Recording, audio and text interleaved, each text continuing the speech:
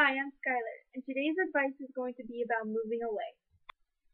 Moving away is really hard, especially when you're a kid my age or younger, because that means it basically is meaning that you're going to be losing your friends and you're going to be moving to a different school, moving to a new whole environment, and it's just going to be different for you.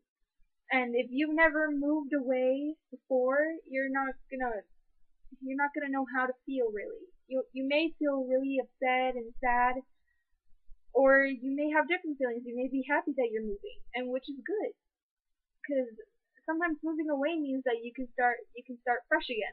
Like I know when I moved from Texas to California, it was really hard because I mean I didn't know anybody there in California, and I mean I was just 8, so it was kind of difficult for me. And since I'm the oldest child, it was even harder because I had the more responsibilities, and it was just harder for me. And I remember just thinking, why are we doing this? Why do we have to move? And I was just sad and crying. But then I realized when I got there that it was when I got to California, I realized that I was wrong about it. I thought that it was gonna be horrible. I was gonna be miserable there. I was never gonna be happy ever again. But it turns out that I actually had an amazing time there. But I still wish that we hadn't moved there. Now I am back in Texas. Thank you, Jesus. We're back. I'm back in Texas. We were only in California for a year, so that is good. But not a lot of people get to do that. They don't get to move somewhere and then come back. A lot of people have to move, especially when your parents or parent are, in the military, or, you know, they just have to constantly move, every 2 years or every year or anything. Um, and so some kids who have parents like that, they get used to it, but not a lot of kids do get used to it. It's still hard for them. And I don't blame them because it is very hard to move away from something that you're already used to, especially if you've grown up in that area or place since you were like a little baby or since you were born, and then you have to move at like a really bad stage in your life. Like I know that maybe when you're smaller, like 5 or younger, especially when you're like 5, 6 or younger, you're probably not gonna really care. It's gonna be fun for you. You're just gonna think, oh yeah, we get to move away. It's gonna be different. It's gonna be fun. But when you're like my age, you do not want to move. You practically refuse to move away. And I know, because if I were to move now, I would just start bawling. And I'm not saying that, I'm spoiled or, anything like that. It's just that I know that I would be really upset about moving away. And I would have a tantrum. And that's not a good thing, but I would. And a lot of other people would probably have the same reaction and feeling. But sometimes moving away has good things in it. It means that you can start fresh. Of course, like I said, you get to start fresh. You get to meet new people, and you get to experience things that you may have not experienced other at your other house or your other neighborhood. So I have some tips for you to survive moving away. Get to know your neighbors. Get to know your new neighbors. It is very crucial that you get to know your neighbors. I'm not saying that you have to go and be all nice. I mean, of course, be nice, but that doesn't mean that you go to your neighbors, bring them like homemade cookies or something, and be like, "Hello, my name is." Just you can't go door to door. You can say, "Hello, my name is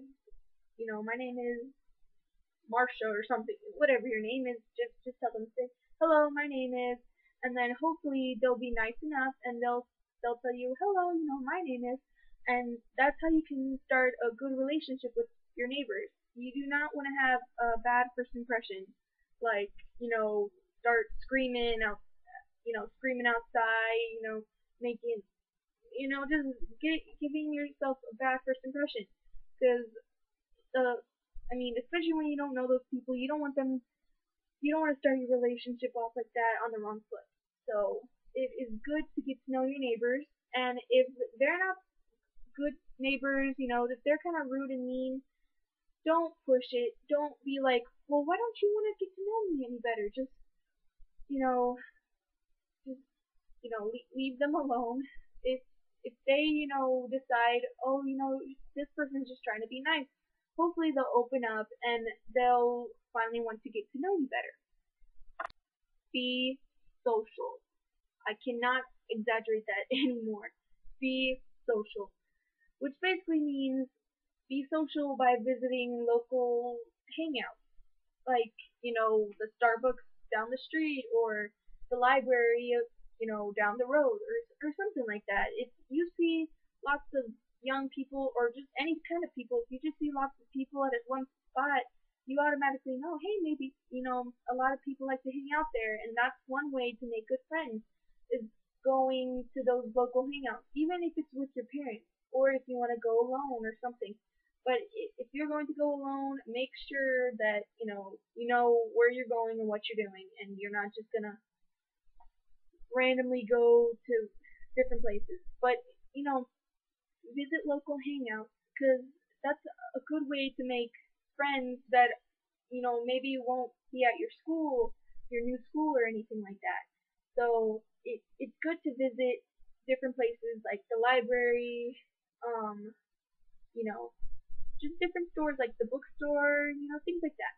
Just visit different places so that way you get to know your neighborhood better and your community a lot better.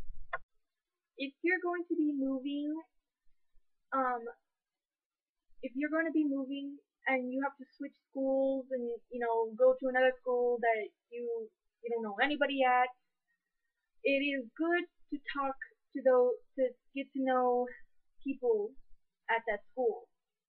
That doesn't mean okay. You just you need to express yourself. You need to be you. Basically, you just need to be yourself. And if being yourself means that you're like super lazy and gross and stuff, maybe that's not a good way to start to make your first impression. But don't be somebody you're not. Don't try to fit in with, the snobby kids and stuff. Just if you're an artist, go hang out with, the creative kids who like art or like things that you like. If you love music, go hang out with the musically talented kids or anything like that. It doesn't matter. Just be yourself. And I I just think that if you're yourself, people will respect you a lot more, and they'll think of you as a good influence and a good role model. So it's good to talk to kids, especially your own age. I mean, because it's just better to be friends with kids your own age and have kids that are 10 years older than you or 10 years younger than you. But I just believe being yourself is a good way to make new friends. If you're going to be moving to another city or another state and you have no idea, if you don't know what the state is about, get to know it better. Get to know a lot of things about that state or that city. Like, go do some research. Get to know that city or state a lot better. Like, because like let's say you're moving to California. Do not be stereotypical and be like, oh, in California everyone just wears swimsuits, everyone is always going surfing or something, because that you don't know that. If you've never been there, you have no idea. Because when I was there, I had that same feeling. I was like, does that mean everybody's gonna be wearing swimsuits? Does that mean everybody is going to be at fancy restaurants? No, not everybody was, and that was me being stereotypical as a little 8-year-old girl. But I believe if you're going to be moving somewhere where you have no idea what it's about, it's good to get to know it a lot better. So that way, especially when you're going to a new school and you're taking a history class or something, you already know a lot of the history about that city or state. So I just believe it's good to do some research, especially before you move to that new city or state. It's good to do a lot of research so you know where you're going and what it's about and what they're known for. I hope you enjoyed the first episode of Life Changers 101, and I'm sorry if it wasn't an outstanding video. It's the very first video, so I mean we're still kind of raw, I guess you could say, but we will be making more videos which will hopefully get a lot better as we continue making them. So if you have any questions or comments, please leave them down below or leave them on our channel, Life Changers 101. And I guess that's it. I hope you have a nice day, and remember, if you ever need advice, we're always here for you. Bye.